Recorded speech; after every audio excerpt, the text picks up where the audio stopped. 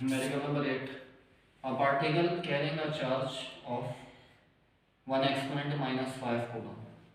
एक पार्टिकल है जिस पर कितना चार्ज है 1 एक्सपोनेंट माइनस 5 कूलम है इस पे charge. Start from rest in uniform magnetic field, मतलब एक चार्ज है कोई पॉजिटिव या नेगेटिव है, किस में जाता है इलेक्ट्रिक फील्ड में जाता है, इलेक्ट्रिक फील्ड में जाता है और द पार्टिकल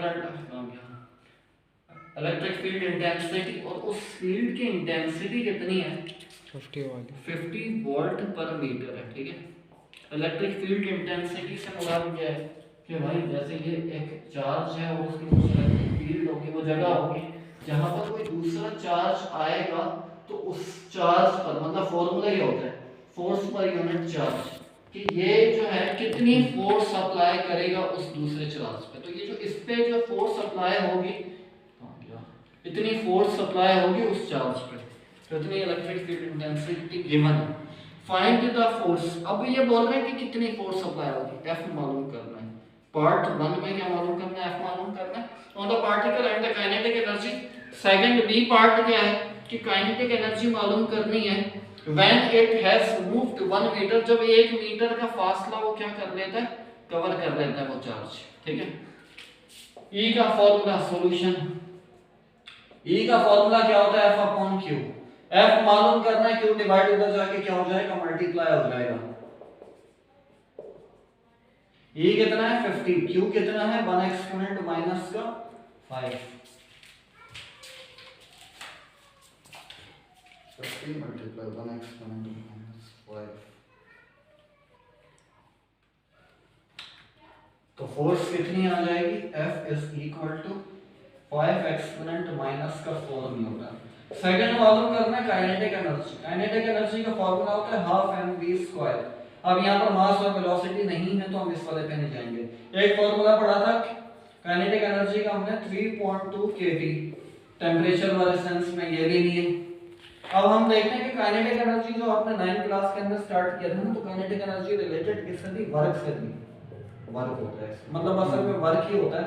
वर्क अगर हाइट पे लेकर जाएं किसी ऑब्जेक्ट को तो उसकी वजह से जो एनर्जी होती है वो पोटेंशियल एनर्जी होती है, और अगर कोई बॉडी मूव कर रही होती है और उस मूवमेंट के दौरान वर्क, उस मूवमेंट की वजह से वर्क होता है तो उसको काइनेटिक एनर्जी कहते हैं। वर्क का फार्मूला क्या होता है F dot d।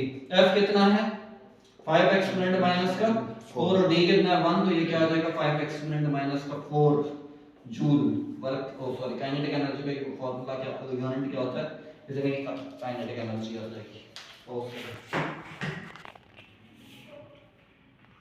Question number 9 जो है, अ प्रोटॉन ऑफ मास, एक प्रोटॉन है उसका मास कितना है 1.6 एक्सपोनेंट माइनस 27 किलोग्राम।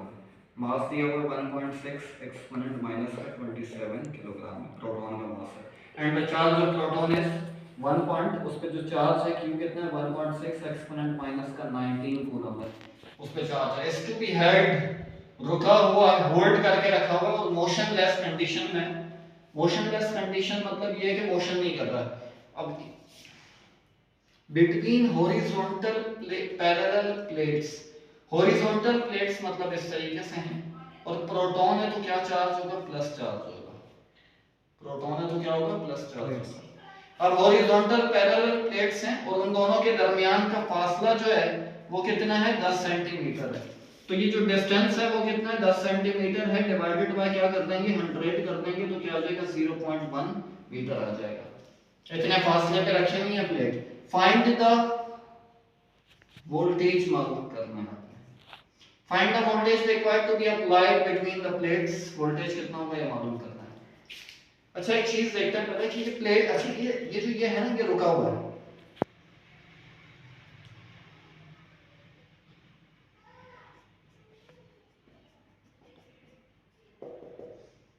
ये पैरेलल प्लेट्स हैं, अपोजिट चार्ज पार्टिकल्स हैं। पॉजिटिव पॉजिटिव को क्या करेगा, रिपेल करेगा। इसका मतलब ये चार्ज पे कहां फोर्स लगाएंगे, प्रोटॉन पे फोर्स कहां फोर्स लगाएंगे, ऊपर की जानिब रिपेल करेंगे, और माइनस वाले इसको कहां खींचेंगे, ऊपर की जानिब। मतलब दोनों प्लेट्स कहां के हद में, ऊपर ले जाने की चक्कर में। मगर ये क्या होगा, ये तो मोशनलेस है, रुका हुआ है। क्या होगा, क्या मतलब वजह क्या है, इसका मतलब ये है कि एक कुव्वत लग रही तो एक कुव्वत कहां लग रही होगी, इसके जमीन की, कहाँ, इसके अगेंस्ट में। अच्छा ये दोनों जो फोर्सेस हैं ये एक दूसरे को क्या कर रही होंगी, एक जमीन की जो फोर्स है जो वेट कह देते हैं जिसको, और एक जो फोर्स ये वाली है ये क्या कर रही होगी, इलेक्ट्रिक फोर्स जिसको कह देते हैं, इलेक्ट्रोस्टैटिक फोर्स, ये एक दूसरे को क्या कर रही है, होल्ड कर रही है, वो बैलेंस कर रही है। जैसे कार वाली एग्जांपल है ना कि कार को इधर से धक्का लगाओ उधर से धक्का लगाओ तो क्या करती है, जो रुक जाए, मतलब आप सामने से लगाओ और इधर से भी लगाओ उसके अपोजिट से, और सेम फोर्सेस लगे तो वो क्या होगी, रुकेगी। तो इसका मतलब ये है कि एक फोर्स ऊपर की जानिब लगी और एक फोर्स नीचे की जानिब। ये क्या है, इसको हम कह देते हैं W। ये क्या है, अच्छा ये है ना कि इलेक्ट्रिक फील्ड इंटेंसिटी से निकला है, F is equal to F upon Q।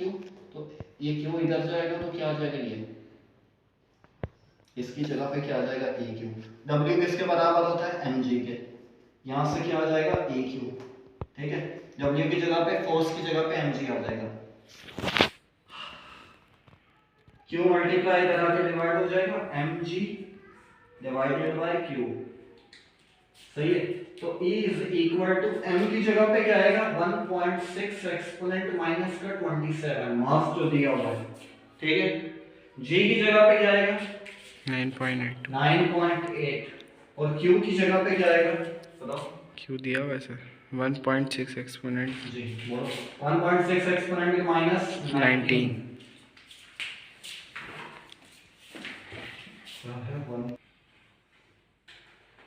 तो E क्या आ गया हमारे पास, E जो है क्या आ गया, 9.8 एक्सपोनेंट माइनस 8, ये आ गया। हमें क्या यही मालूम करना था कि देखो, तो E का फॉर्मूला होता है V upon D.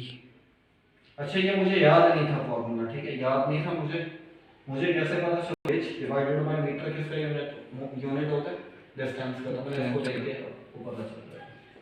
d divide इधर जाके क्या हो जाएगा, मल्टीप्लाई, तो v किसके बराबर हो जाएगा, e मल्टीप्लाई v। e कितना है, 9.8 एक्सपोनेंट माइनस का 8, d कितना है,